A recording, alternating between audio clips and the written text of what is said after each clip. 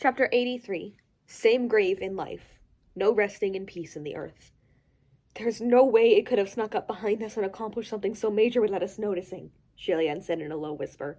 Even if Shilian didn't believe in his own abilities of observation, he believed in Hua Cheng's. And when it came to gut instinct for danger, he honestly did trust himself quite a bit. Let's retrace our steps and see, Hua Cheng said. The two walked side by side and returned the way they came, turning and rounding corners for a while before they came to a stop. It wasn't that they stopped voluntarily. Rather, they were forced to stop because there was no more path. Even though the tunnel wound and turned in all directions, it was still only a single road. But before they had reached their original starting point, they were blocked by a cold, hard stone wall that hadn't been there earlier. The two were unsurprised. Shilian wondered, is this an illusion or is this real? A silver butterfly flew languidly over and tapped lightly on the rugged stone wall. The wall seemed completely normal, and the butterfly was forced back. It's real, Hua Cheng said. Shilian nodded. Then this is tricky. There were two common types of devil walls. The first type was an illusion, meaning one would see a wall where there actually wasn't one. This type was easy to get rid of. Just touch it and give yourself a slap, or douse yourself with a bucket of cold water to wake up, then touch it. The second type muddled one's direction and memory, and this type was a little more daunting. For example, at a fork in the road, they would confuse you, make you think you had chosen the left path when you had actually turned right. This so-called devil's roundabout was nothing more than a petty trick. There is a slight natural deviation to every person's gait, and inhuman creatures can confound the mind to distort the perception of this deviation. They can make someone think they're walking in a straight line when they're actually making a large circle. Once they made it back to their original starting point, they would be puzzled. Huh? How did I end up back here again? Both methods were paltry tricks to the two of them. As for the cold stone wall before them, it was an unexpected third type. It was real. Shilian was considering whether to give the wall a brutish punch to see what was behind it when Hua Cheng spoke up. Gaga, give me your hand. Shilian was puzzled, but he still obediently gave Hua Cheng his hand. Hua Cheng gently took the hand that had been offered and held it in his own palm. His other hand hovered over it like he was putting something on it. Shilian held his breath for a moment. Then he raised his hand, curious. This is...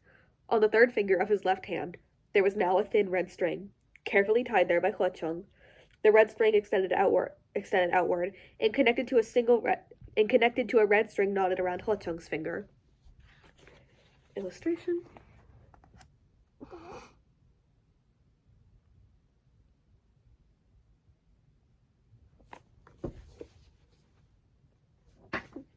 Hua Cheng smiled and raised his own hand to show him that they now had identical tiny red butterfly knots on their fingers.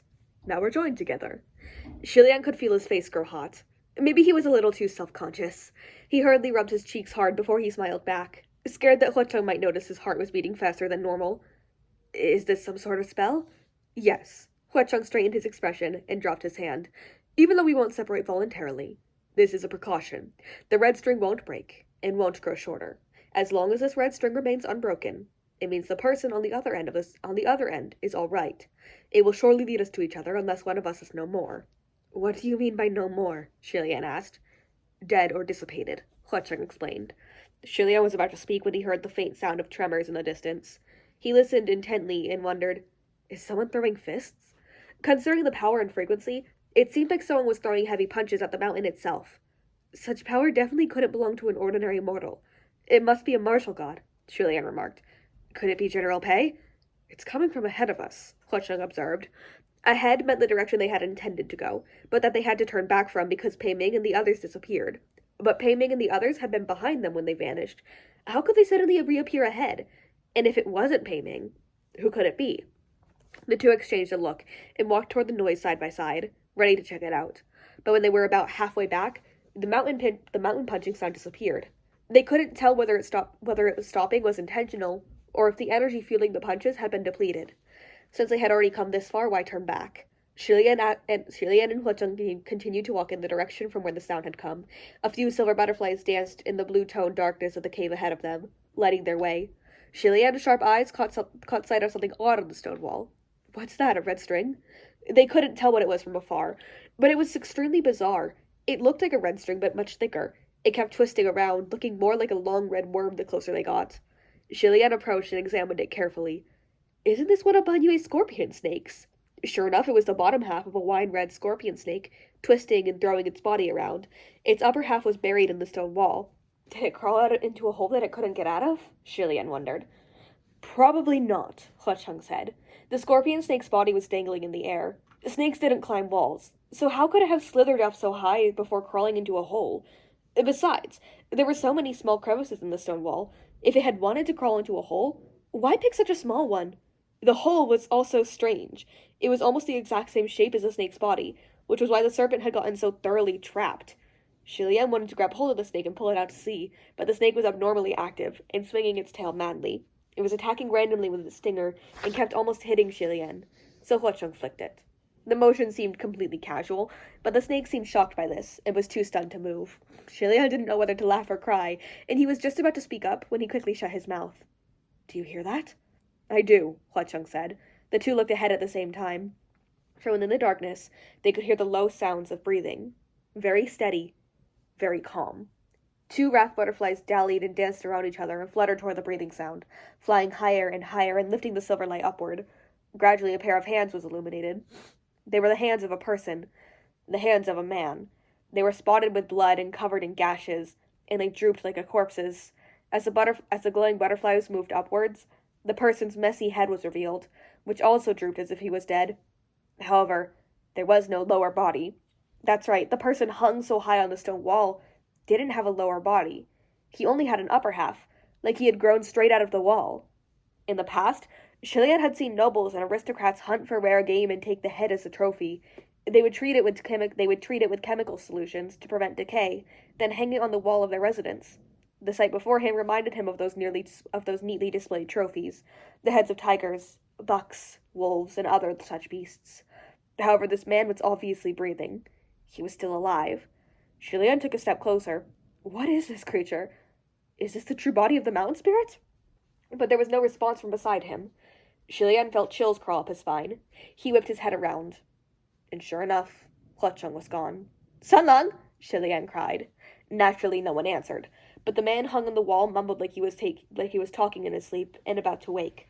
Under the current circumstances, however, Shilian had no interest in him whatsoever. He spun around a few times at his search, then remembered the red string tied around his finger, and raised it in renewed cheer. Sure enough, the red string was still there, and it was unbroken. Shilian relaxed a little at the sight, and picked up the red string, tugging on it as he walked.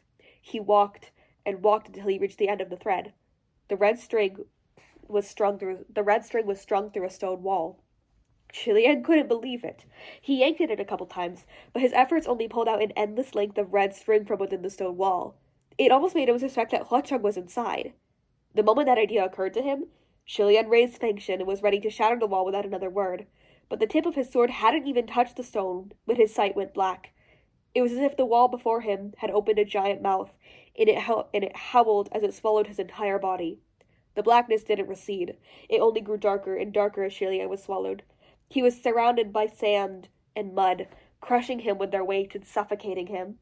Everything moved endlessly. It felt like he had been swallowed into the stomach of a giant yow beast that had gobbled down a mishmash of things and was tumbling it all around in its stomach to digest. It also felt like he was sinking into quicksand. He couldn't exert any power, even though he had the strength. And the more he tried to struggle, the deeper he sank. Shilian wanted to break the wall to escape, but then he realized that Huacheng could also be trapped here. And so, instead of backing out, he moved forward, swinging his arms to break away the earth and sand as he pulled out the red string and arduously continued onward. A hand reached out and firmly seized his wrist. Shilian was alarmed. "Who?" Mud poured in the moment he opened his mouth, and he miserably spat it out. As for that hand, it grabbed him and pulled him into a pair of arms. A familiar voice came from above. "Gaga, it's me." At the sound of that voice, Shilian completely relaxed and hugged Huacheng tightly. "Thank goodness. The red string didn't break. I really found you," he blurted. Huacheng embraced him firmly back and said with conviction, "It didn't break. I found you too." As it happened, they both experienced the same strange incident. Shilian was observing the half-bloodied man hung high on the wall, and Huacheng was keeping an eye on their surroundings, guarding against anything that might ambush them from the shadows. Shilian had been standing right next to him, but it only took a split second, the blink of an eye, for him to disappear. The stone wall looming where he once stood, Huacheng had pulled out their red string, following and searching, and he went inside to look for Shilian when he discovered it was threaded into this wall. Though there had probably only been a single wall between them, they had both feared that the other was trapped inside and entered at the same time. Shilian mentally repeated it for the umpteenth time that Huacheng really always thought of everything. Thank goodness we're linked by a red string. Otherwise, who knows if we would have found each other. And no wonder General Hay and the others disappeared so abruptly. They weren't ambushed. They were instead swallowed by the mountain spirit. That's right, Huacheng said. We picked a bad spot to dig, and wound up breaking right into the mountain spirit's stomach. Shilian unconsciously cleared his throat. This was true. They were currently, without a doubt, in the stomach of one of the 3 mountain spirits. When Yin Yu had asked Shilian whether they should start digging upward, their chosen location had just happened to be where one of the mountain spirits was resting, and Shilian had cheerfully agreed. He had the world's most unbelievable luck, no lie. The sand and mud were crushing in on them, monopolizing more and more of the space around them, and the air was getting increasingly suffocating. Shilian felt they really shouldn't stick around here much longer. How do we get out? He asked. The mountain spirit got dug into from the bottom, so it's not very happy, Huacheng replied. It's trying to digest us right now. A bit annoying, but rest assured, Gaga, we'll get out eventually. Then he joked. This must be what same grave in death feels like. Shilian was slightly shocked by the comment, but the corners of his lips curved upwards. He hastily suppressed himself the moment he noticed. And the half-bodied man outside was probably also swallowed by the mountain spirit. The punching sound we heard must have been him, pounding at the stone wall trying to escape. He and that scorpion snake are the same. They were only half swallowed, which was why the effect was so terrifying. But he's not someone from our Mount Tonglu traveling group, Huacheng pointed out. Shilian recalled that messy hair. Wait, I know who that was. It was probably Qi Ging. Huacheng thought for a while before he seemed to remember. Oh, the one with the curly hair. I guess that was him. I wonder if he's all right, Shilian said. Did he pass out? He wasn't responsive earlier. He's fine, just asleep, Huacheng said. How do you know? Shilian asked. I left a few silver butterflies outside, Huacheng said. I sent one over to him just now. My right eye can see through it. As soon as he spoke, he made a soft sound of interest, as if he'd seen something strange. What is it? Shilian asked. Huacheng didn't respond, only bowed his head slightly, and gently lifted Shilian's chin so they could touch foreheads. Shilian's eyes instantly widened, but then he closed and reopened them. This is truly magical. His right eye was seeing a completely different scene from what was before him. It was dark, but he could see rough silhouettes. The silver butterfly that was monitoring the outside seemed to be hiding behind a bunch of weeds. A black shadow was slowly approaching from below. Someone's coming. I wonder who it is, Shilian whispered. Where is your silver butterfly hiding? Will it be discovered? It's in his hair, Huacheng said. Its light is concealed. It won't be discovered. The black shadow finally came close enough to be distinguishable. The man lifted his head to reveal a ghastly pale face. Yin Yu, Shilian said. And that is chapter 83.